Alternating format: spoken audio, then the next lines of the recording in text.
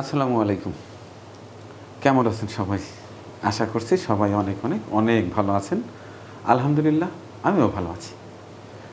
আপনাদের হয়তো খেয়াল আছে বেশ কয়েকদিন আগে আমি গিয়েছিলাম সেই সীমান্ত এলাকা নীলফামারীতে।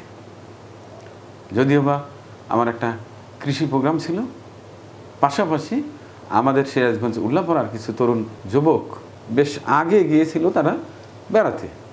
বেড়াতে গিয়ে তাদের একটা পরিকল্পনা হয় যে এই এলাকায় বাচ্চাদের যদি একটা প্রতিষ্ঠান করে শিক্ষা দেওয়া হয়, বিশেষ করে কোরআন শিক্ষা, তাহলে কেমন হয়। তো যাই হোক, ওই এলাকার কয়েকজনের সঙ্গে কথাবার্তা বলে চমৎকার একটি প্রতিষ্ঠান অলরেডি শুরু করে দিয়েছে। এই যুবকেরা আমাকে একদিন বললেন যে ভাইয়া একদিন আপনি যাবেন বেড়াতে। যাই হোক, বেড়াতে গিয়ে প্রতিষ্ঠানটি দেখে যেমন ভালো লেগেছে যে সিরাজগঞ্জ উল্লাপাড়া থেকে এই যুবকগুলো ওইখানে গিয়ে ভালো একটা প্রতিষ্ঠান অলরেডি গড়ে তুলেছে এই ভেবে। আর আরেকটি বিষয়ে খারাপ লেগেছে যে চমৎকার এই প্রতিষ্ঠানটির বড় একটি ঘর যেটার বেড়াই ছিল না, দেখি ডেকোরেটর থেকে সে পর্দা এনে বেড়া দিয়ে রেখেছে। খুব খারাপ লেগেছিল। তখন আপনাদেরকে আমি একটু আবেদন জানিয়েছিলাম। তো ওইখানে হয়তো কিছু টাকা জমা হয়েছে, আর আমার কাছে কিছু টাকা সরাসরি দিয়েছেন। তো ওই প্রতিষ্ঠানে একজন, সে হচ্ছে আমাদের উল্লাপাড়ারই আমাদের আরিফ ভাই, ওনাকে আমি খবর দিয়ে নিয়ে আসছি। আমার কাছে কিছু টাকা আছে, সেটি তার হাতে তুলে দেবো এবং ভিডিওটি প্রকাশিত হওয়ার পরে ওখানে কোনো টাকা জমা হয়েছে কি না সেটিও একটু জানবো এবং আপনাদের জানাবো। তো আমাদের আরিফ ভাই এখন আমার অফিসে আসছে। আসসালামু আলাইকুম, কেমন আছেন? হ্যাঁ, ভালো আছেন না? তো প্রতিষ্ঠানটির কি অবস্থা এখন? চলছে আর কি যথারীতি। আমি গত পরশু দিনও কথা বললাম ওখানকার মাদ্রাসার প্রিন্সিপাল হুজুরের সাথে। তো বললো যে হ্যাঁ, নতুন ছাত্ররা কিছু আবার নতুন করে ভর্তি হওয়ার জন্য আসতেছে আর কি, তার বাবা মা নিয়ে আসতেছে। আর যে আপনাদের যেটা আপনি গিয়েছিলেন দেখতে পাচ্ছেন যে ঘরের যে বেড়াটা নাই, তো হুজুর একটু বললো যে একটু দেখেন তো, একটু ফিকির করে যত দ্রুত সম্ভব বেড়াটা দেওয়ার একটা ব্যবস্থা একটু করে দেন। বেড়াটা না হলে আসলে এই প্রচণ্ড শীতের মধ্যে বাতাস আসে, খুব কষ্টই হয়ে যায় বাচ্চাদের জন্য। অনেক বাবা মারা এসে কথা নাকি বলছে আর কি। তো হুজুররা একটা আশ্বস্ত করেছে যে আমরা ইনশাল্লাহ জানুয়ারির মধ্যে এটা দিয়ে দিব, আপনারা আপনাদের ছাত্রীদের ছেলে মেয়েদের ভর্তি করান এখানে, এটা বললো আর কি। আচ্ছা, যাই হোক, ওই ভিডিও প্রকাশিত হওয়ার পরে ওখানে কি কিছু টাকা জমা হয়েছে? আপনাদের তো নাম্বার দিয়েছিলাম বিকাশ। অল্প কিছু টাকা ওখানে জমা হয়েছে আর কি। এছাড়া আরও কয়েকজন ব্যক্তি বলেছে যে হ্যাঁ, তারাও কিছু সহযোগিতা করবে, এভাবে আশ্বস্ত করেছে আর কি। আচ্ছা, যাই হোক, আমার এখানে কিছু কিছু আমার প্রিয় দর্শক আছে, ডোনার আছে, তারা আবার আমাকে ছাড়া দিতে স্বাচ্ছন্দ্য বোধ করে না। তা আমার কাছে সরাসরি কিছু টাকা দিয়েছে, সেটি আমি লিখে রেখেছি। তো দর্শক, এর আগে যখন ওখানে গিয়েছিলাম সরাসরি ওদের হাতে বোধহয় 51,000 টাকা দিয়েছিলাম না?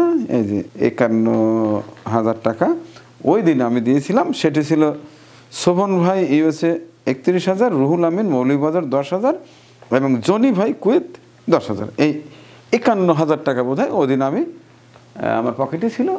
মাদ্রাসার ঘরের বেহাল অবস্থা দেখে আমি সরাসরি দিয়ে দিয়েছি, সেটি অবশ্য ভিডিওতে দেখেছেন। তো আজকে আমার কাছে আরও কিছু টাকা জমা আছে। রিপা বেগম ও তার খালা ইউএসএ, তিনি আমার কাছে 15,000 টাকা দিয়েছে। এছাড়া সুমনা আজিম, তিনি নিয়মিতই আমার ভালো কাজে অংশ নেন, লন্ডন থেকে তিনি 20,000 টাকা দিয়েছেন। কামরুল লন্ডন থেকে দিয়েছে 6,140 টাকা।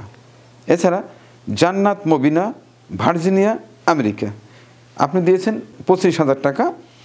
ওয়াহিদা আপা ইউরোপ থেকে, আপনার জমা আছে 20,000 টাকা এই নীলফামারী প্রতিষ্ঠানের জন্য। এছাড়া সাজেদা চৌধুরী টিকাটুলি ঢাকা 5,000 এবং সাগির ওমান প্রবাসী 1,000। এই টোটাল মিলিয়ে আমার কাছে জমা হয়েছে 92,140 টাকা। এই 92,140 টাকা আমি আরিফ ভাইয়ের হাতে তুলে দিচ্ছি। এখানে 92,000 আমি গুনে রেখেছি এরপরে আপনি যদি একটু টান দিয়ে নেন ভালো হয়।